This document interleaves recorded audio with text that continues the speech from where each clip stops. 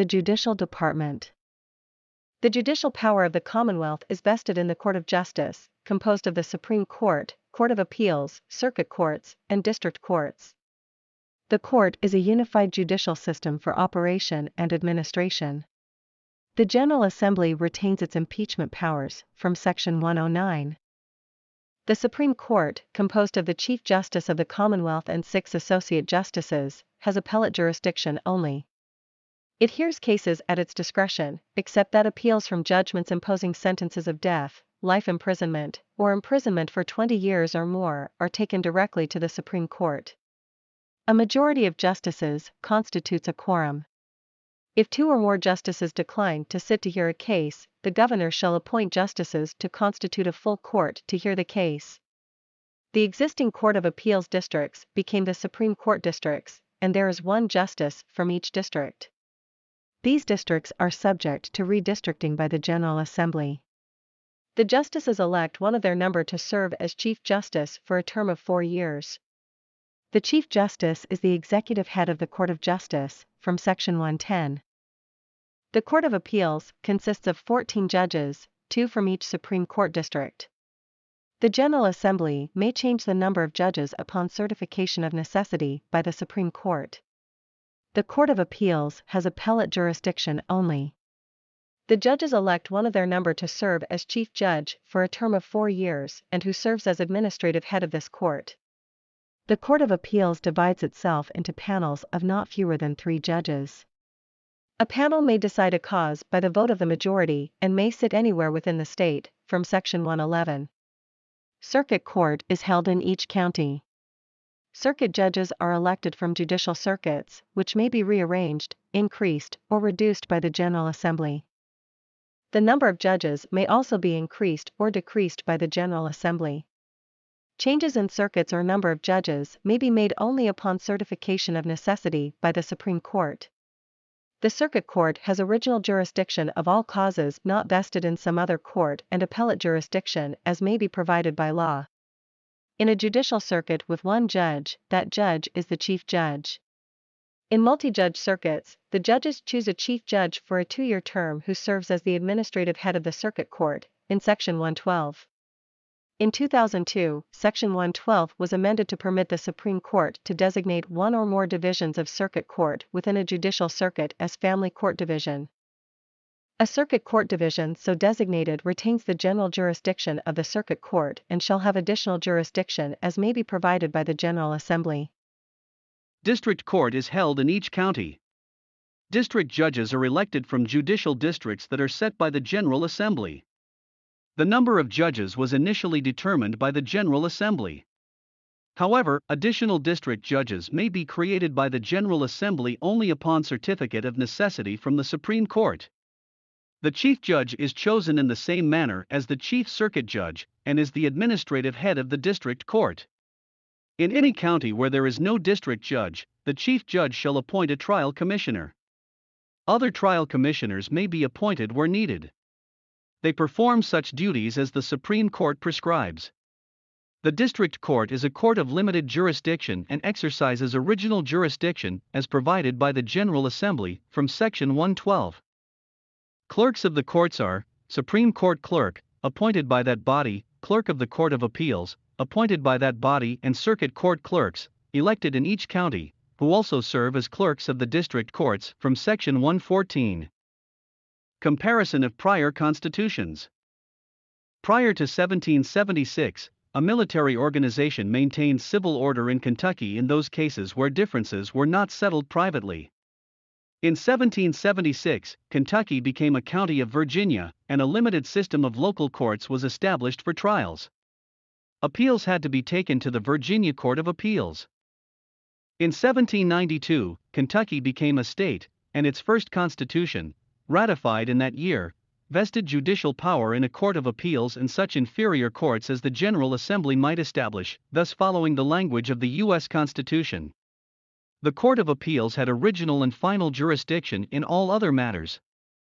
The article also required the appointment of a competent number of justices of the peace in each county.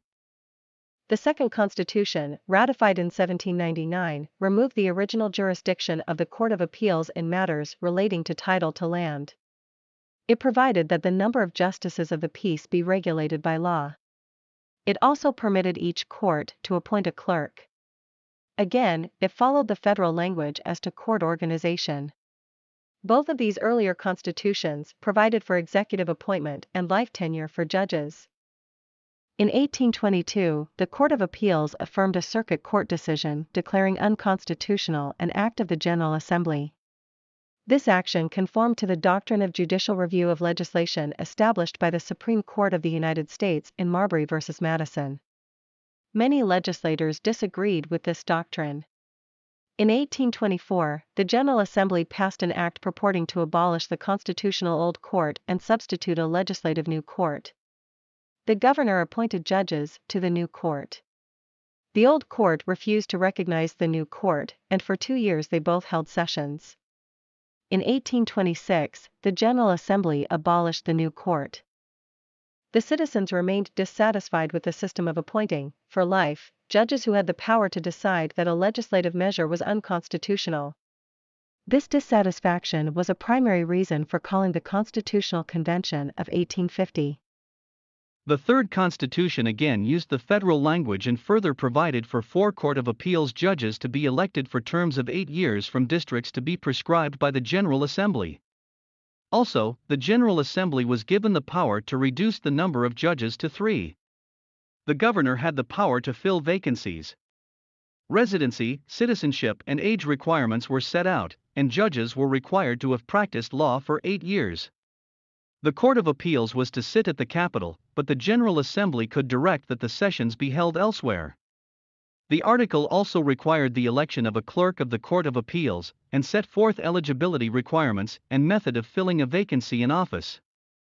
For the first time, circuit courts were established by constitutional mandate. The 1850 Constitution contained various provisions related to election of circuit judges, establishment of districts, and eligibility for office. County courts were established and consisted of a presiding judge and 2 associate judges. Jurisdiction was to be regulated by law, and until changed was to be the same now vested in county courts of this state. County courts had been created previously by legislative enactment. The Constitution also provided for election of justices who were to be conservators of the peace. The General Assembly could empower justices of the peace to sit as a court of claims and assist in levying county taxes and making appropriations.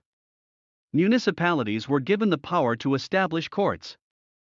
The Louisville Chancery Court was recognized and given status, as were various city and police courts. Judges for these various courts were to be elected for terms of years as specified.